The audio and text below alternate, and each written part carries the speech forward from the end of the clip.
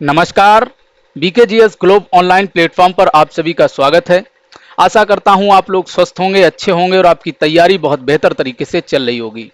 UP police री exam के लिए जीके जीएस मॉक टेस्ट गागर में सागर सीरीज की महत्वपूर्ण प्रश्नों के साथ महत्वपूर्ण क्लास को शुरू करते हैं। एक सूचना आप लोगों के लिए जो कल आई थी कि आप लोगों का परीक्षा केंद्र और आपकी परीक्षा तिथि आज शाम तक आप लोगों को पता चल जाएगी। थोड़ा सा स्वास्थ्य खराब है, इसीलिए 2 दिन अनियमितताएं रहीं, आवाज में प्रॉब्लम हो सकती है, मैनेज कर लीजिएगा। तो आइए इस क्लास को शुरू करते हैं। क्वेश्चन नंबर 1 है, उत्तर प्रदेश का प्रथम महिला विश्वविद्यालय कहां स्थापित किया जा रहा है? उत्तर प्रदेश का प्रथम महिला विश्वविद्यालय गोरखपुर में स्थापित किया जा रहा है। कहां स्थापित किया जा रहा है? गोरखपुर में स्थापित किया जा रहा है। अगला प्रश्न देखिए, पहली घरेलू कैंसर उपचार जीन थेरेपी का शुभारंभ कहां किया गया है? पहली घरेलू, ये घरेलू है यानी स्वदेशी है, कैंसर उपचार जीन थेरेपी, इसका शुभारंभ आईआईटी मुंबई से किया गया है। कहां से किया गया है? आईआईटी मुंबई से किया गया है। 4 अप्रैल 2024, 4 अप्रैल 2024 राष्ट्रपति द्रौपदी मुर्मू, राष्ट्रपति राष्ट्रपति द्रौपदी मुर्मू ने इसका शुभारंभ किया है। किसने किया है? राष्ट्रपति द्रौपदी मुर्मू ने किया है। आप लोग याद रखिएगा, पूछ सकता है कि इसका शुभारंभ या इसको प्रारंभ किसने किया। तो आईआईटी मुंबई में 4 अप्रैल 2024 को घरेलू यानी स्वदेशी कैंसर उपचार जीन थेरेपी का शुभारंभ राष्ट्रपति द्रौपदी मुर्मू ने किया है और इसको एक नाम दिया गया है और वो नाम है cart, CART, cart cell therapy, cart cell therapy. ठीक है, अगला प्रश्न देखिए,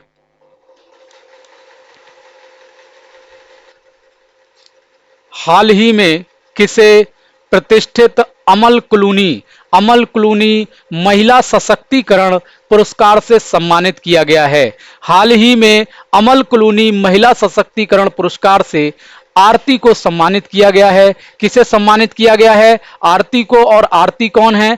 18 वर्षीय एक रिक्शा चालक हैं। कौन है? रिक्शा चालक हैं। और इनका संबंध कहां से है? इनका संबंध उत्तर प्रदेश के बहराइच से है। कहां से है? उत्तर प्रदेश के बहराइच से है। आप लोगों के लिए यह प्रश्न इंपॉर्टेंट हो जाता है, याद रखिएगा, उत्तर प्रदेश के बहराइच से है। 18 वर्षीय रिक्शा चालक हैं और इनका नाम है आरती। ठीक है, और ये जो पुरस्कार है British charity Prince trust international द्वारा प्रायोजित है। इंटरनेशनल द्वारा प्रायोजित है। याद रखिएगा, आपसे पूछ सकता है कि यह किसके द्वारा प्रायोजित है।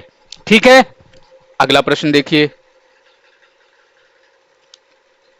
उत्तर प्रदेश सरकार की वंदन योजना का संबंध है। उत्तर प्रदेश सरकार की वंदन योजना का संबंध धार्मिक स्थलों से है। किससे है? धार्मिक स्थलों से इसका संबंध है। उत्तर प्रदेश सरकार ने वंदन योजना का शुभारंभ या वंदन योजना जो प्रारंभ की है वो धार्मिक स्थलों के विकास के लिए की है। किसके लिए की है? धार्मिक स्थलों के विकास के लिए इसे शुरू किया गया है। स्थलों के विकास के लिए, स्थलों के विकास के लिए। ठीक है, अगला प्रश्न देखिए,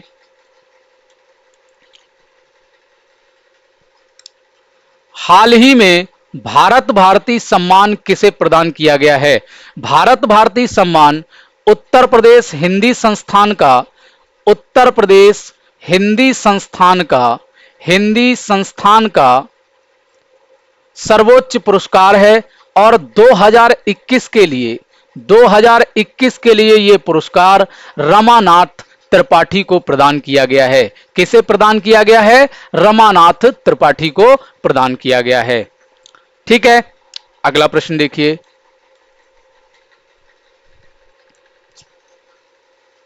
मोतीलाल नेहरू बाल संग्रहालय स्थित है। मोतीलाल नेहरू बाल संग्रहालय लखनऊ में अवस्थित है। कहां स्थित है? लखनऊ में अवस्थित है। और इसकी जो स्थापना की गई थी वो 1957 में की गई थी। कब की गई थी? 1957 में इसको स्थापित किया गया था। अगला प्रश्न देखिए,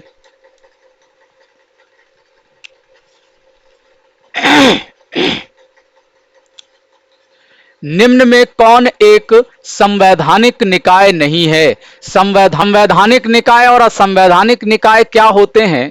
ऐसे निकाय जिनका उल्लेख संविधान में है उनको संवैधानिक निकाय कहा जाता है, और ऐसे निकाय जिनका उल्लेख संविधान में नहीं है, जिनका गठन बाद में किया गया है, किसी कानून या अधिनियम के तहत किया गया है, उन्हें असंवैधानिक निकाय कहा जाता है। और इनमें राज्य सूचना आयोग एक असंवैधानिक निकाय है, और इसकी स्थापना सूचना के अधिकार अधिनियम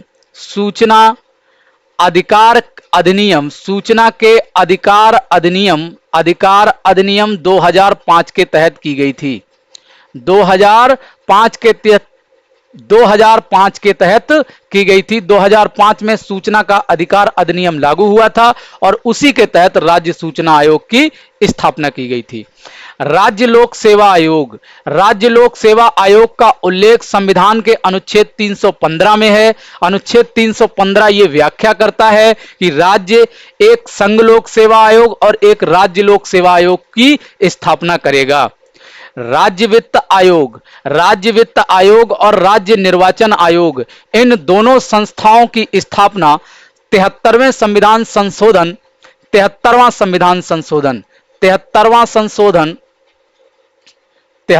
संशोधन जो किया गया था 1992 में। कब किया गया था? 1992 में। और इसके द्वारा पंचायतों को संवैधानिक दर्जा दिया गया था। क्या किया गया था? पंचायतों को संवैधानिक दर्जा दिया गया था। संवैधानिक दर्जा दिया गया था।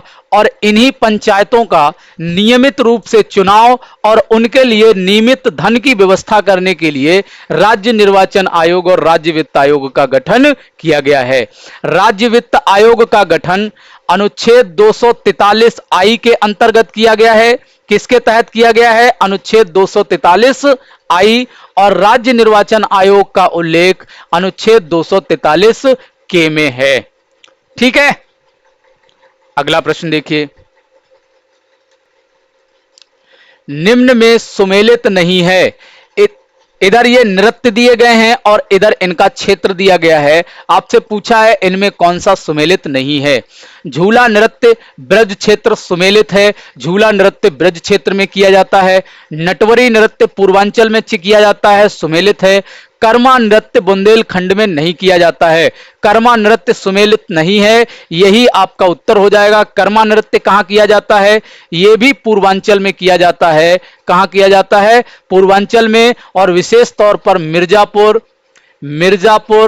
मिर्जापुर और सोनभद्र में। और इस नृत्य को खरवार जनजाति द्वारा किया जाता है। अक्सर आपसे पूछा जाता है, इस नृत्य को खरवार जनजाति के द्वारा किया जाता है। और ये एक फसल आधारित नृत्य है, यानी फसल कटाई के अवसर पर किया जाता है।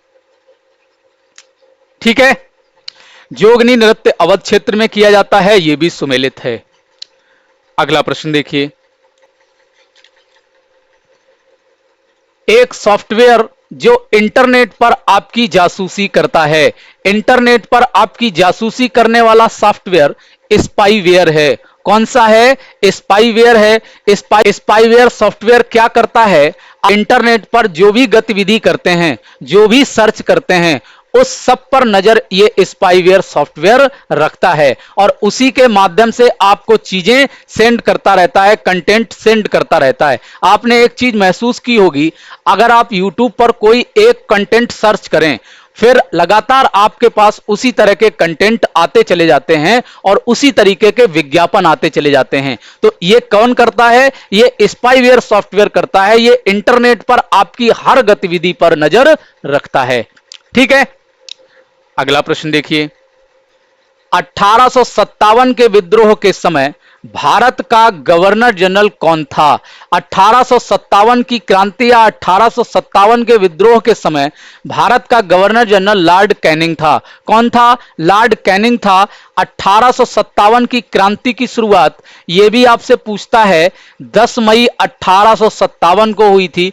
कब हुई थी? 10 मई 1857 को मेरठ से हुई थी। कहां से हुई थी? मेरठ से हुई थी। और जब इस विद्रोह को अंग्रेजों के द्वारा दबा दिया गया तो क्या किया गया? बहुत बड़े परिवर्तन हुए भारत की राजनीति में। 1858 का एक अधिनियम पारित किया गया और इस अधिनियम के तहत क्या किया गया? जो अभी तक यहां ईस्ट इंडिया कंपनी शासन कर रही थी, उससे शासन छीन के ब्रिटिश क्राउन के अंतर्गत कर दिया गया। क्या कर दिया गया? ब्रिटिश संसद ने यानी ब्रिटिश क्राउन ने भारत का शासन अपने अंडर में कर लिया। ब्रिटिश क्राउन को भारत का शासन सौंप दिया गया। ठीक है, और ईस्ट इंडिया कंपनी के हाथों से भारत का प्रशासन या शासन छीन लिया गया। और इसी के साथ ये जो गवर्नर जनरल का पद है, ये गवर्नर जनरल का पद भी समाप्त कर दिया गया और इसके स्थान पर एक नया पद बनाया गया जिसे पदनाम दिया गया वायसराय। क्या नाम दिया गया? वायसराय। तो भारत में 1857 के विद्रोह के समय जो गवर्नर जनरल था वो लॉर्ड कैनिंग था और यही अंतिम गवर्नर जनरल है। अंतिम गवर्नर जनरल है क्योंकि इसके बाद इस पद को समाप्त कर दिया गया। अंतिम गवर्नर जनरल है और प्रथम वायसराय है। कौन है ये? प्रथम वायसराय भी है क्योंकि यही था और इसी को प्रथम वायसराय बनाया गया। ठीक है, अगला प्रश्न देखिए।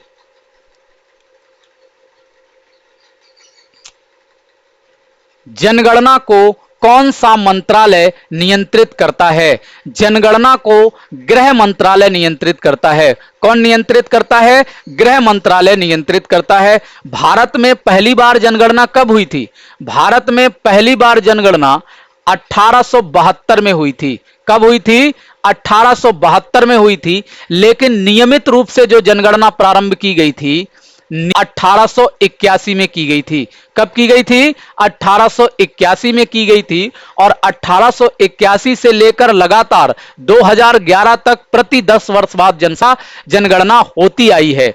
2011 के बाद जनगणना होनी थी 2021 में।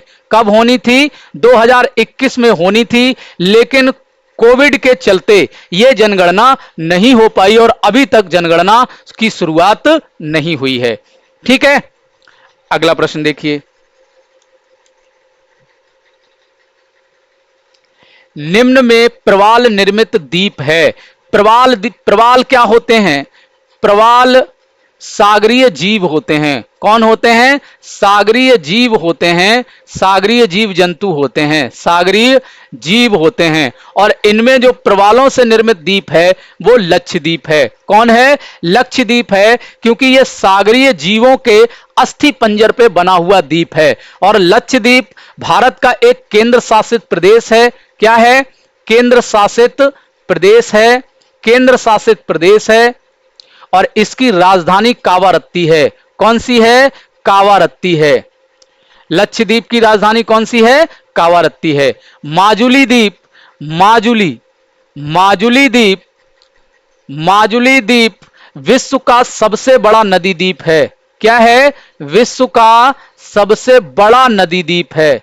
सबसे बड़ा नदी द्वीप है।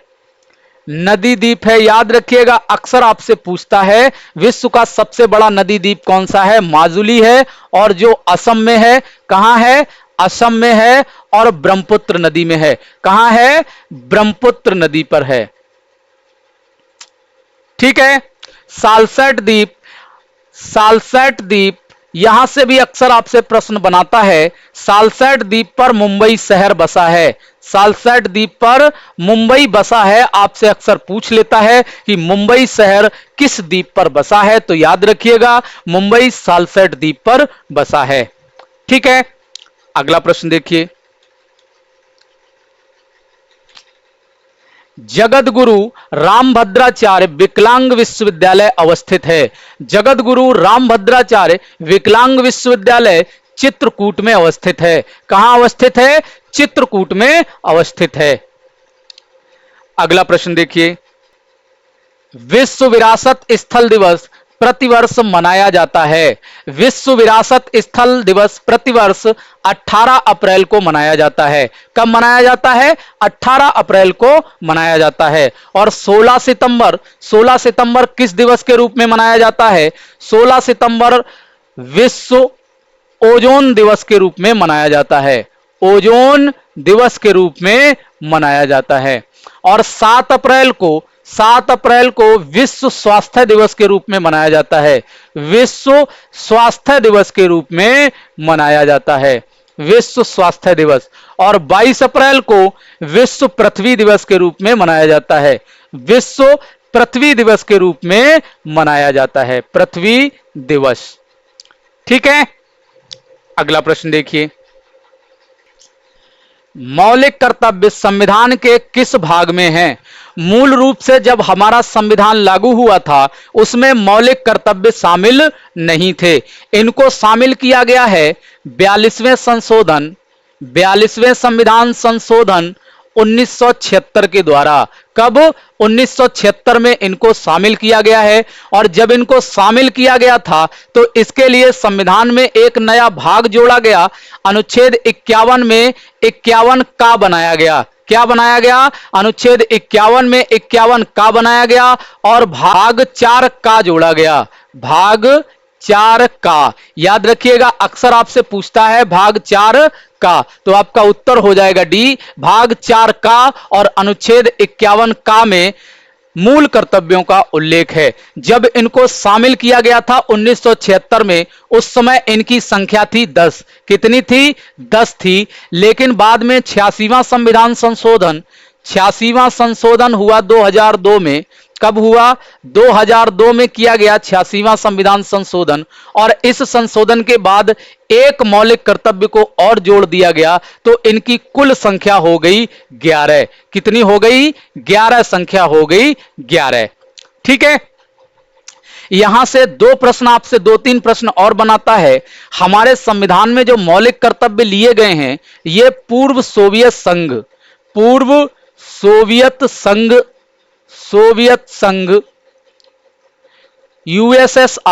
यूएसएसआर और कभी कभी रूस से भी प्रश्न पूछता है, रूस लिखा होता है। पूर्व सोवियत संघ, यूएसएसआर या रूस से लिए गए हैं, तीनों से प्रश्न बनाता है, याद रखिएगा। संविधान में जो मौलिक कर्तव्य जोड़े गए हैं इसके लिए एक समिति बनाई गई थी, वो थी सरदार स्वर्ण सिंह समिति। कौन सी समिति थी? सरदार स्वर्ण सिंह समिति। यहां से भी प्रश्न बनाता है, आप लोग याद रखिएगा। सरदार स्वर्ण सिंह समिति की अनुशंसा पर संविधान में मौलिक कर्तव्यों को शामिल किया गया। ठीक है, अगला प्रश्न देखिए।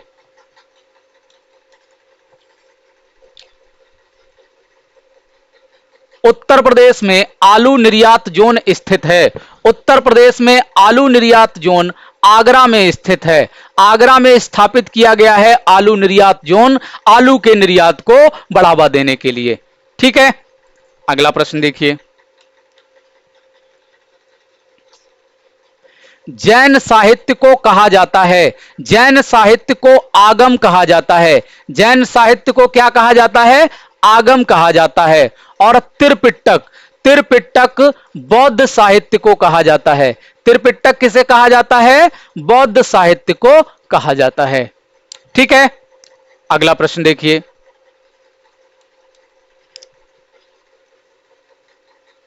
निम्न में किस स्थान पर कालिंजर किला अवस्थित है? कालिंजर किला बांदा में अवस्थित है। कहां अवस्थित है? बांदा में अवस्थित है। अगला प्रश्न देखिए।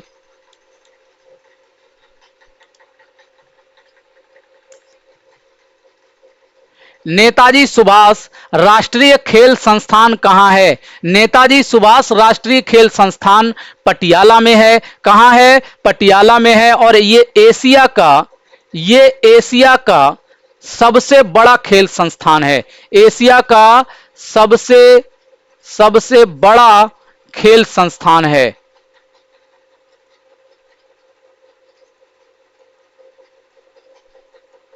ठीक है, अगला प्रश्न देखिए।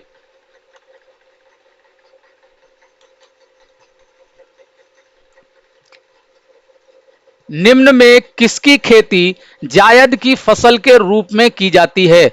भारत में फसलों के तीन प्रारूप पाए जाते हैं। पहली फसल का प्रारूप है रबी फसल। कौन सी है? रबी फसल।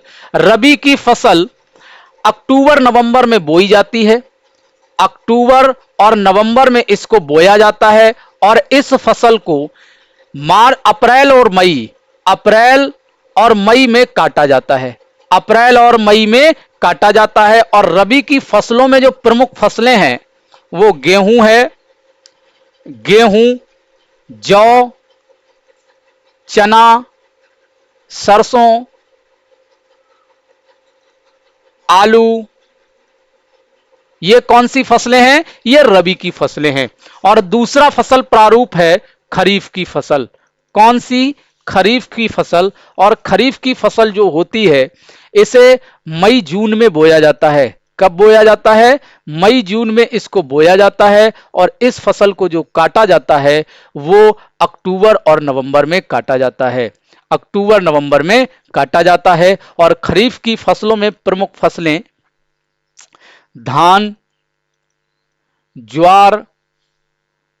धान, मक्का,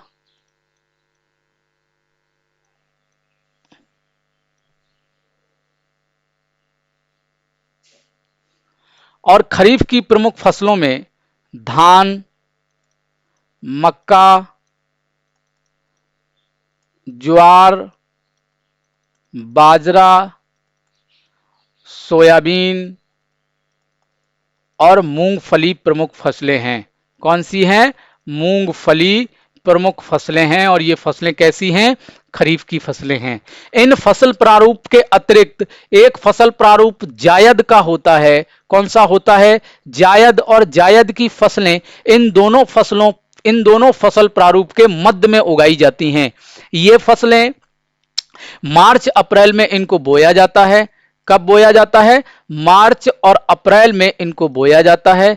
मार्च अप्रैल में। और इन्हें मई जून में काट लिया जाता है। मई जून में काट लिया जाता है। इन प्रमुख फसलों में खरबूज या खरबूजा, तरबूज, ककड़ी, खीरा आदि हैं। ककड़ी, खीरा, ये सब फसलें कैसी हैं?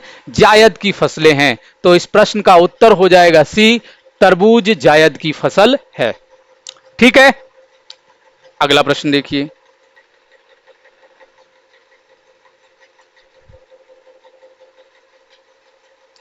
उत्तर प्रदेश के कितने जनपदों में कमिश्नरी प्रणाली लागू है? उत्तर प्रदेश के 7 जनपदों में कमिश्नरी प्रणाली लागू है। कितने जनपदों में है? 7 जनपदों में है। और इन जनपदों में लखनऊ, कानपुर, प्रयागराज, वाराणसी, आगरा, गाजियाबाद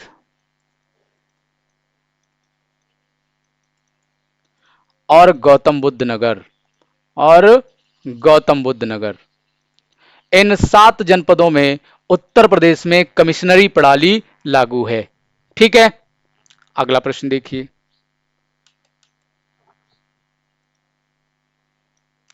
अर्जेंटीना की राजधानी ब्यूनस आयरस है। कौन सी है? ब्यूनस आयरस अर्जेंटीना की राजधानी है। बहरीन किसकी राजधानी है? बहरीन मनामा की राजधानी है। किसकी राजधानी है? मनामा की राजधानी है। और ब्रुसेल्स किसकी राजधानी है?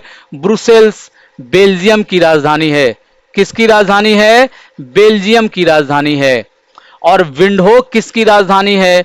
विंडहोक नामीबिया की राजधानी है। किसकी राजधानी है? नामीबिया की राजधानी है।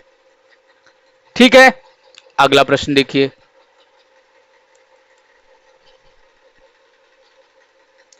रक्त समूह की खोज किसने की थी? रक्त समूह की खोज कार्ल लैंड स्टीनर ने की थी। किसने की थी? कार्ल लैंड स्टीनर ने की थी। अगला प्रश्न देखिए। इलाहाबाद विश्वविद्यालय की स्थापना किसने की थी? इलाहाबाद विश्वविद्यालय की स्थापना विलियम म्योर ने की थी। किसने की थी? विलियम म्योर ने की थी। और इसकी स्थापना 1887 में हुई थी। कब हुई थी? 1887 में हुई थी। और वर्तमान में ये एक केंद्रीय विश्वविद्यालय के रूप में कार्यरत है। केंद्रीय विश्वविद्यालय के रूप में कार्यरत है। और इसे पूर्व का ऑक्सफोर्ड कहा जाता है। पूर्व का ऑक्सफोर्ड कहा जाता है। पूर्व का ऑक्सफोर्ड कहा जाता है इलाहाबाद विश्वविद्यालय को। ठीक है, अगला प्रश्न देखिए। काकोरी ट्रेन लूट कांड कब हुआ था? काकोरी ट्रेन लूट कांड 9 अगस्त 1925 को हुआ था। कब हुआ था? 1925 को हुआ था। सहारनपुर से लखनऊ जाने वाली 8 डाउन ट्रेन को लखनऊ के पास काकोरी में लूट लिया गया। उससे सरकारी खजाने को लूटा गया। क्या किया गया? सरकारी खजाने को लूटा गया। कहां? लखनऊ के पास काकोरी में। और इसे जो अंजाम देने वाले लोग थे वो एचआरए के सदस्य थे, यानी हिंदुस्तान रिपब्लिकन एसोसिएशन के सदस्य थे। और इनमें जो प्रमुख लोग थे जो इसमें शामिल थे, उनमें राम प्रसाद बिस्मिल,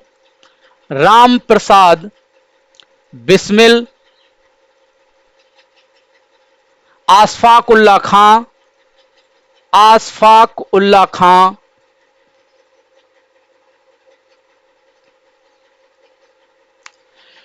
राजेंद्र लाहिड़ी और रोशन सिंह। ठीक है, अन्य भी लोग थे लेकिन ये प्रमुख लोग थे। अगला प्रश्न देखिए।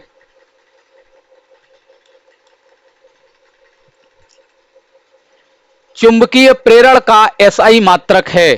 चुंबकीय प्रेरण का एसआई मात्रक टेस्ला है। क्या है? टेस्ला है। डायोप्टर से लेंस की क्षमता मापी जाती है। डायोप्टर किसका मात्रक है? लेंस की क्षमता का मात्रक है। लेंस की क्षमता का। और मोल किसका मात्रक है? मोल पदार्थ के परिमाण का मापक है। पदार्थ के परिमाण। ठीक है, अगला प्रश्न देखिए। सरदार सरोवर बांध किस नदी पर है? सरदार सरोवर बांध किस नदी पर? नर्मदा नदी पर है। किस नदी पर है? नर्मदा नदी पर है। और यह गुजरात में है। कहां है? गुजरात में है। इस बांध का उद्घाटन 2017 में, कब? 2017 में नरेंद्र मोदी ने किया था। प्रधानमंत्री नरेंद्र मोदी ने इसका उद्घाटन किया था। कब किया था? 2017 में। ठीक है, अगला प्रश्न देखिए। राष्ट्रीय पुलिस अकादमी कहां अवस्थित है? सरदार पटेल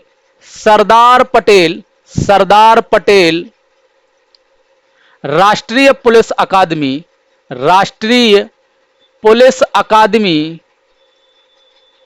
अकादमी हैदराबाद में है। कहां है? हैदराबाद में। उसका पूरा नाम क्या है? सरदार पटेल राष्ट्रीय पुलिस अकादमी। कहां है? हैदराबाद में है। और इस अकादमी में भारतीय पुलिस सेवा यानी आईपीएस की ट्रेनिंग होती है। आईपीएस की ट्रेनिंग होती है इस संस्था में। ठीक है, अगला प्रश्न देखिए। उत्तर प्रदेश में कितने कृषि जलवायु क्षेत्र हैं? उत्तर प्रदेश में 9 कृषि जलवायु क्षेत्र हैं। इंपॉर्टेंट है, आप लोगों से पूछा जाता है उत्तर प्रदेश में कितने कृषि जलवायु क्षेत्र हैं? 9 कृषि जलवायु क्षेत्र हैं। अगला प्रश्न देखिए। उत्तर प्रदेश का कौन सा जिला अवनालिका अपर्दन से सर्वाधिक प्रभावित है? अपर्दन क्या होता है?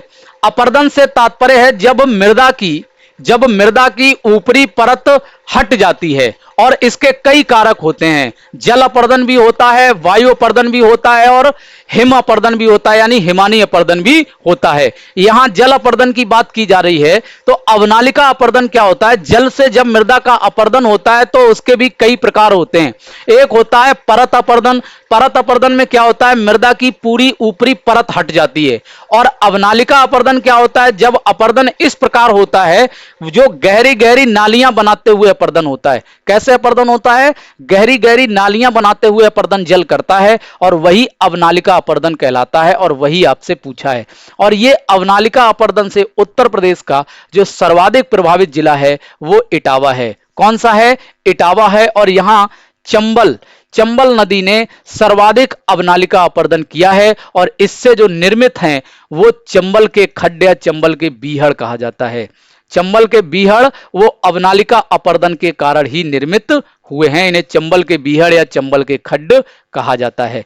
क्या होता है इसमें गहरी गहरी नालियां बनती चली जाती हैं, और फिर वो एक विशाल रूप धारण कर लेती हैं। ठीक है, बात समझ में आ गई? ये आप लोगों की आज की क्लास का अंतिम प्रश्न था। अगर आप लोगों को ये क्लास अच्छी लगी हो तो वीडियो को लाइक और शेयर जरूर कीजिएगा, और चैनल को भी सब्सक्राइब कीजिएगा। कमेंट कर हमें जरूर बताइएगा कि हमारा ये प्रयास आपको कैसा लगा। क्लास को समाप्त करते हैं, मिलते हैं आपसे अगली क्लास में अन्य महत्वपूर्ण प्रश्नों के साथ। तब तक के लिए नमस्कार, धन्यवाद।